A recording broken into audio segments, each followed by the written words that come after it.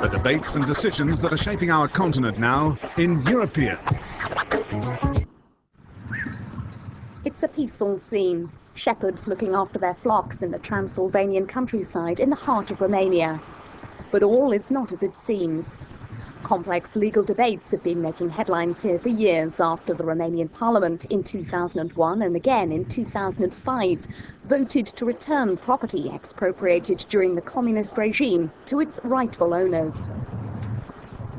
One of the most recent examples is Bran Castle, known around the world as Dracula's Castle and Romania's most popular museum.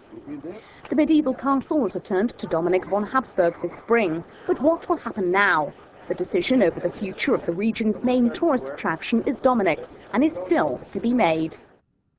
Together with Bulgaria, Romania wants to join the EU in 2007 and to smooth the path, Bucharest's promised to speed up restitutions, but they can have unexpected repercussions. With the future of the castle hanging in the balance, locals are worried. Bran's retired doctor, Helian Lecce, shares his memories with former village teacher, Ion Bosch. Together with Dominic von Habsburg, they visited the castle just a few weeks ago. Mr. Bosch appealed to his former pupil, now an architect in New York, to take good care of it, thereby safeguarding the economic future of Bran itself. I tried to convince the descendants of the royal family and tell them that there will be a lot of strange businessmen trying to buy the castle.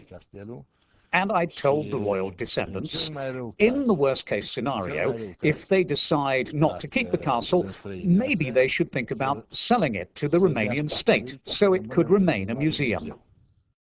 While Romanian tourists spent €543 million abroad last year, foreign visitors brought €688 million into the country. Each year, around 1 million holidaymakers visit Bran Castle and pass through Bran village. Tourism chiefs promote Dracula packages, a visit to the castle combined with other activities, hiking, bear watching, etc. But they know the big draws, the legendary castle. We hope that in 2009 the Romanian state will be able to rebuy Bran Castle, because the economy of Bran village and our tourism depends on it.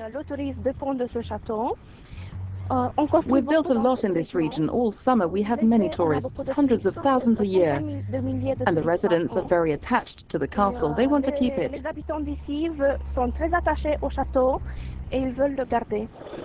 Hundreds of small family inns depend on the castle visitors. With EU membership approaching, more and more Western tourists are discovering Romania. Comparing last year's summer visitor figures with 2004, 35% more Dutch tourists made the trip. More Germans, French and Italian holidaymakers also headed east. In 3 years, Bucharest will hand over administration of the castle to Dominic von Habsburg. It's then up to him what he does with it, but the upkeep is expensive, €1 million a year. This is where the infamous Vlad the Impaler was imprisoned, but the marketing manager explains why it's known as Dracula's Castle. They opened the museum in 1957, but at the beginning we had no tourists because it was not named Dracula Castle. No Dracula, no tourists. After the movie in Hollywood, the story exploded and a lot of people start to come in Transylvania to see Dracula Castle. Because Bram Stoker never visited Transylvania, it could be any castle from Transylvania, so they said this is Dracula Castle. Because it looks exactly the same, it's old enough to be that one, and it's just like the one from Bram Stoker's story. From Bran to the city of Sibiu-Hermannstadt, a region where many Germans settled in the Middle Ages. The restitution of the Brukenthal Museum, known to some as the Transylvanian Louvre, to the Protestant Church last December, is another example of Bucharest's will to speed up the return of stolen properties.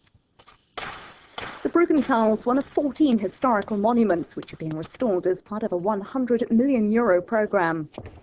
It was built by Samuel von Brukenthal, governor of Transylvania in the late 18th century, an important figure of the European Enlightenment.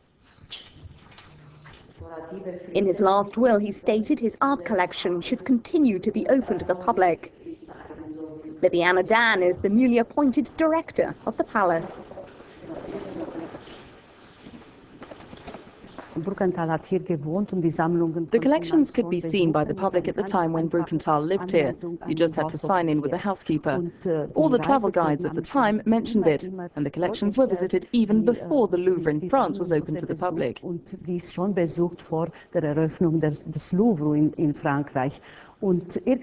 some ways, Brukenthal was a trendsetter. He wanted to show on a small scale everything that was in vogue in Europe. Virgin with Child and the Infant John by Lucas Cranach the Elder, and a painting by Tiziano are just some of the many highlights. The communists took 19 of the most valuable works from Sibiu to Bucharest. The present government plans to hand them back in a high-security transport scheduled for October. At the end of the 18th century, this place was a kind of mini Vienna, a point we plan to make in our next exhibition. The so-called Brukenthal model of enlightenment, his interest in gardens, art and pleasure, those were the important elements for this palace. The next stop on our restitution journey is Cluj-Napoca Koloževar, a city in a region with a strong Hungarian-speaking minority. The communists confiscated more than 2,000 properties from the 4 traditional Hungarian religions.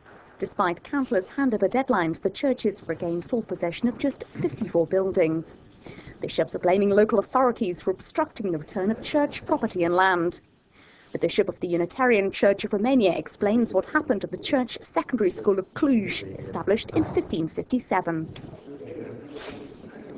We had a very large library here, and that library was confiscated and taken to another part of the city, and now is a part of the library of the Romanian Academy. So we are claiming back our library as well. And some of the material of our archives also has been confiscated.